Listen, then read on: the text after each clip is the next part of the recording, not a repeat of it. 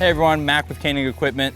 I'm here with the 1025R tractor. The real item we're going to focus on today is that this package is equipped with a loader and a 260B backhoe. I'm going to show you guys how to take this puppy off here in just a moment. The biggest things for the setup, just like with the loader and the mower deck, flat, level ground, place you want to store it when you take it off. You want to have your loader set up to where the bucket is flat on the ground, just a little bit of weight on it. Keep your tractor in neutral and in park because we will need the tractor running when we go to take this backhoe off. So let's go ahead and get started. I'm gonna jump on the tractor and fire it up.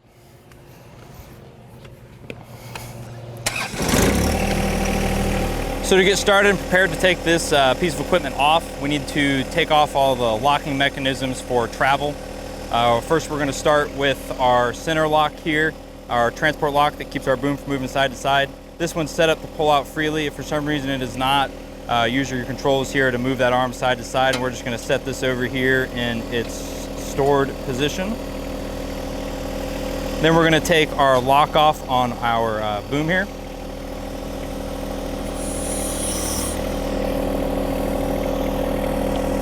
That is up and out of the way now. Next thing we're going to do is we want to put both of our stabilizers down, but not quite on the ground. We want them just off the ground. We're going to get them all the way down here in a little bit, but we just want to get them as close to the ground as possible without touching. To do that, I'm going to raise these up a hair to clear the locking mechanism.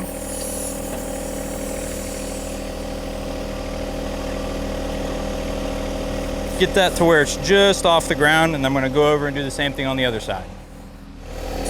Raise it up to clear.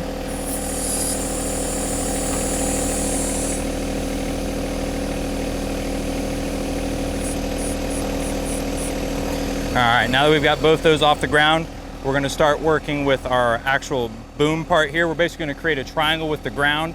That's going to allow us to rock this frame to take some weight off of a couple pins, and then we'll get this backhoe off here.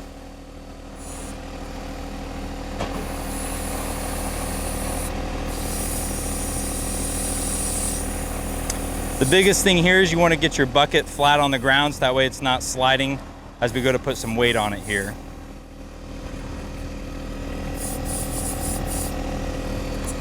Now that we've made contact with the ground, I'm going to look inside here. We've got two pins that we're going to take out of the top of the frame here.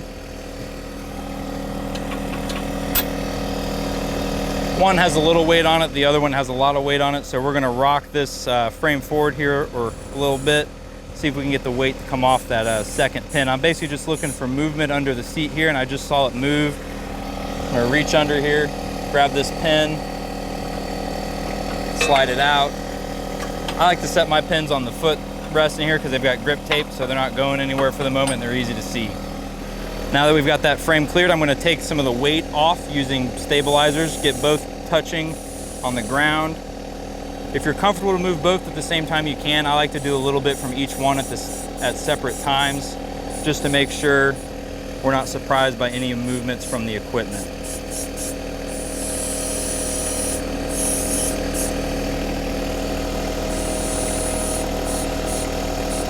What I'm doing here now is I'm rolling the frame away and off of the tractor.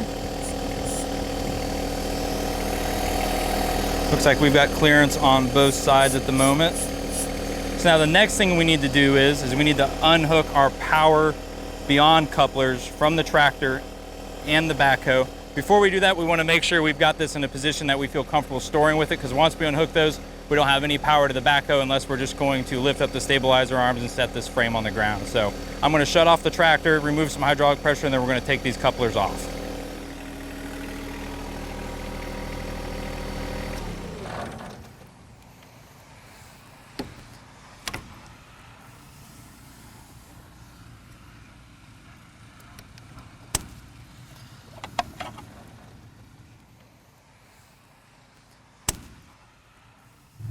Now that we've got our couplers back on the tractor, that'll give us our power back to our 3-point hitch. I'll now pull away from the backhoe so we can see what it looks like now that we're done.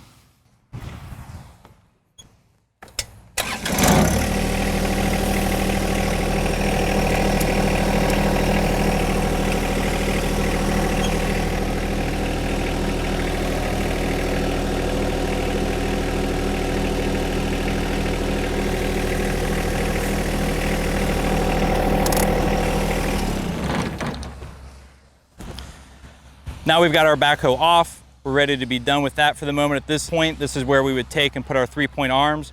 If you purchase this package from the factory with the 260B on it, we will give you a box with your 3-point arms in it when you purchase the tractor. If you're doing a backhoe after you've purchased a tractor with a unit you already have, we will give you your 3-point arms after the backhoe's been installed, because those can be put back on and reused. So now we're gonna go back and do it in reverse and put this backhoe back on.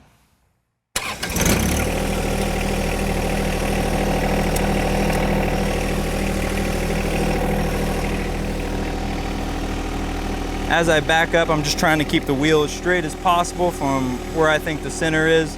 And I'm looking at the 2 green pins here on the backhoe frame to line them up with the undercarriage frame here on the tractor.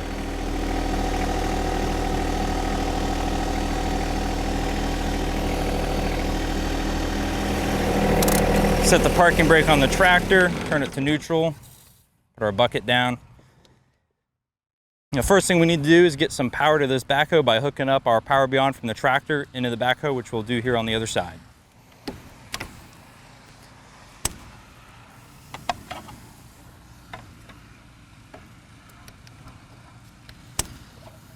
All right, now we're going to start our tractor back up. Make sure it's in neutral, park.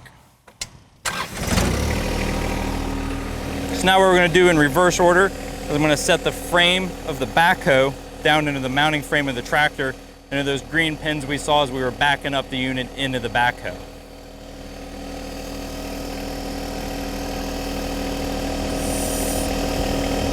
Again, just moving each stabilizer arm one at a time.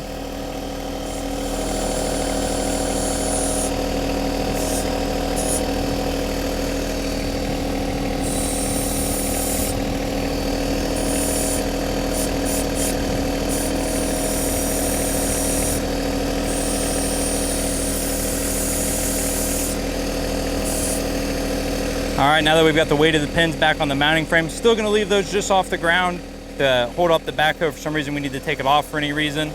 Now I'm gonna use the controls to pivot this back onto the frame so we can get our 2 pins back in the top where we got them from.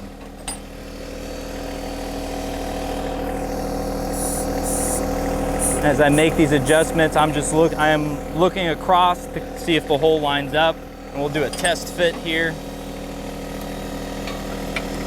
Just need a little bit more, because those pins will slide in very easily once we get this squared up.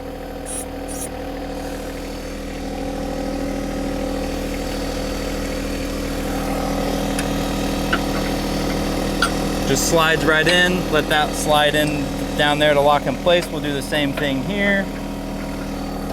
Now that we have the backhoe on, I'm going to go ahead and lift up both stabilizer arms, put them back in the locking position since we're done with those.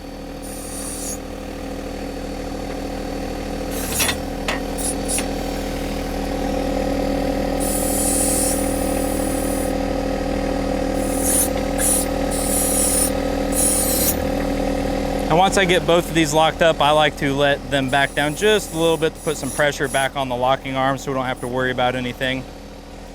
Now we're going to do everything in reverse here.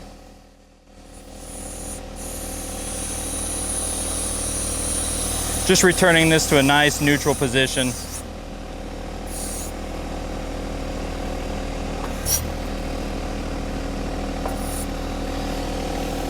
If we're getting ready to transport, we can make sure our transport pin goes back in. Again, if this does not drop into place easily, use your controls to swing that so that it is so. And then the last thing we're going to make sure we lock in place here is the actual digging boom. So we'll lock that down. Again, put a little bit of weight on it. And now we're ready to go back to using our 1025R 260B backhoe and loader setup. Thanks for watching, you guys. Stop in here at any of our 15 locations. We can talk about promotions we've got going on, trade-in values, financing. Love to talk to you guys about it, and we'll see you next time. Thank you.